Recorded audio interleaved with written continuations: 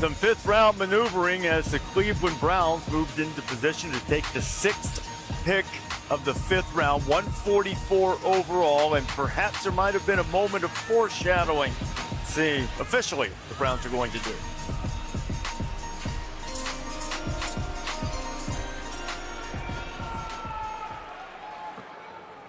The Seattle Seahawks have traded the 144th pick to the Cleveland Browns.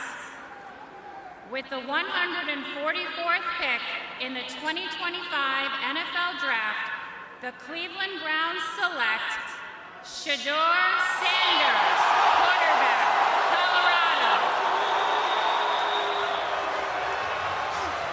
Cleveland has been discussed as a potential destination for Shedeur Sanders really throughout this draft process. At one point maybe really early, at another point early in the 2nd round, and then here it comes in the 5th round finally. Shedeur Sanders, Big 12 Offensive Player of the Year, set a Colorado record with 37 touchdown passes. Helped revitalize that Colorado program along with Travis Hunter. And then this draft is a line in 2023, and then this past year, really both years, not much of a running game at all. Okay, guys like Murray and Hampton and Ashton Jeanty had more rushing yards in a game and a half than their top rusher did all year. But you look at the accurate, precise passes. One thing to be accurate, another to be precise. Shedeur Sanders is. When he's getting pressured, he has that feel, and he will take a little off, and he will layer throws. A lot of college quarterbacks don't do that. He already gets that element of playing quarterback, which you will have to be in the NFL. The deep ball accuracy, he showed it at the Combine, he showed it at Colorado, he showed it at Jackson State.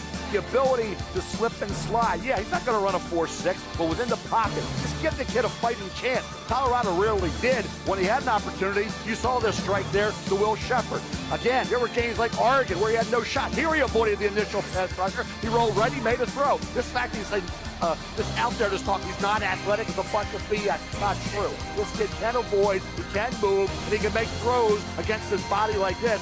Key play against Baylor in that football game, Lou. I don't get it. I know you don't, but here we are in the 5th round, Cleveland Browns. Get a guy who should have been, in my opinion, a 1st-round pick, a high 1st-round pick. And you look at the sliders, right? The guys that have slid. The NFL gets it. They know everything. No, they don't, because the guys that have slid have done really well. Geno got into the 2nd round. He's doing pretty well, right? Jimmy Clausen and Brady Quinn didn't, but then there's Aaron Rodgers. Chad Pennington went 18. Brett Favre, 2nd round. Boomer Esiason, 2nd round. Dan Marino, late 1st round, and now you have a situation with Shedeur dropping to the 5th round.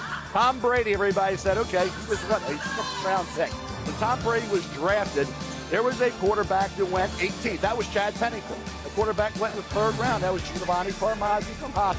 When Tom Brady got there, what did he tell Robert Kraft?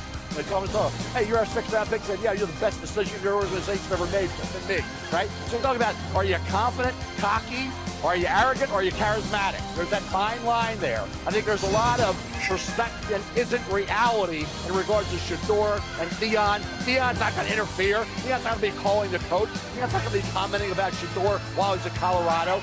Lou, I think there's a lot of just fake news out there surrounding the Sanders family and Shedeur and Deion. Yeah, look, if you get out of your feelings, and I'm saying people who have feelings about Shedeur Sanders and just objectively evaluate him as a quarterback, it's hard not to like what he can do. A lot of mental horsepower. Talk to Pat Shermer out there in Boulder, his offensive coordinator. Full field reads, the ability to really decipher pre-snap and then adjust post-snap, put the ball where it needs to be put. He's got that.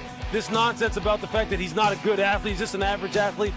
This is just one play where he is able to buy time. He doesn't have a strong arm. That's nonsense too.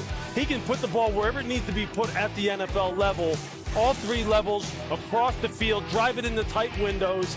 He's got a lot going for him from a physical skills perspective and how he plays the quarterback position. This whole situation transcended how he plays the position and really became about, do you like him as a person or not? And that's why he's here in the 5th round, getting drafted to the same team after Dylan Gabriel. Simple as that. Well, they've started 40 quarterbacks, more than anybody in the NFL, I think, since 1999 or so. And look, he slid for sure. Maybe there are lessons he needed to learn from this, and perhaps he has. But now we say this every year.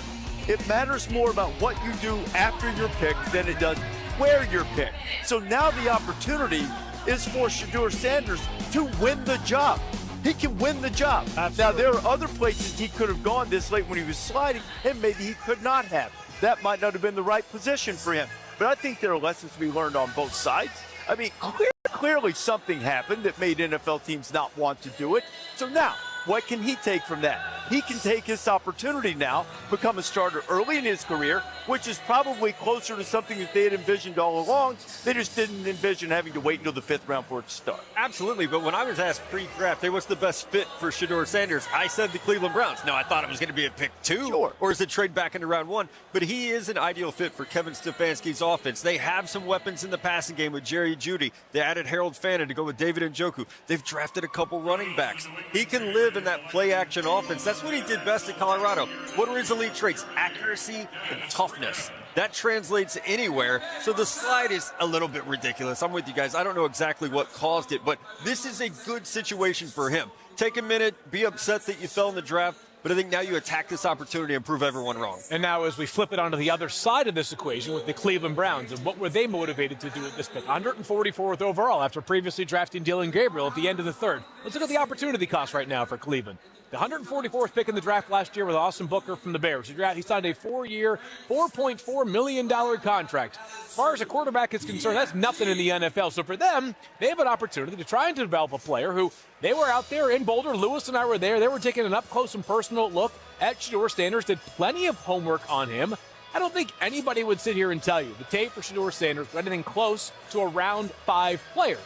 Good enough traits to work with. You have an opportunity for him to compete. And while I would say right now Joe Flacco is the most likely Week 1 starter for the Cleveland Browns, it is not like Joe Flacco's standing should be considered cemented for the entirety of the season. It's open season right now in Cleveland, Lewis. And you know what? And look, Andrew Berry, the general manager, he may be playing chess while everyone else is playing checkers. Because I'll tell you what, look at the quarterbacks that he has on this roster now. Between Joe Flacco, starting ability. Kenny Pickett has started in 1 game. Dillon Gabriel, there's people who would like Dillon Gabriel's skill set, myself included. Shedeur Sanders, you got 4 guys that maybe have starting caliber quarterbacks in the NFL. You think there aren't going to be some teams who need some quarterbacks? One of the best times to pick a quarterback, Andy Reid used to tell us this all the time in Philadelphia. The best time to pick a quarterback is when you don't need one. Yeah. They are stockpiled right now. Andrew Berry's going to be sitting back this summer as teams are scrambling around because every quarterback situation always ebbs and flows, and people are going to be going, hey, Andrew, and he's going to be going, talk to me. What do you need? I got 4 of them. Oh, that's right. And you know what? They will sort themselves out. Shedeur Sanders right now, just go to work. Just keep your mouth shut, go to work. And let the cream rise to the top. And Andrew Berry, you may have made one of the smartest moves in the draft right here. What kind of growth can this force Shedeur Sanders into? Because you remember when Deion Sanders went to Jackson State, Shedeur was a quarterback. He went to Colorado, had the team meetings out there. Our quarterback's coming. Now he has to go in and win the quarterback job. What can that do for him? Whether he does it this year, next year, whenever. You know what? I think for Shedeur, his competitive character is going to be put on full display now. What exactly are you made of? Are you going to be someone now who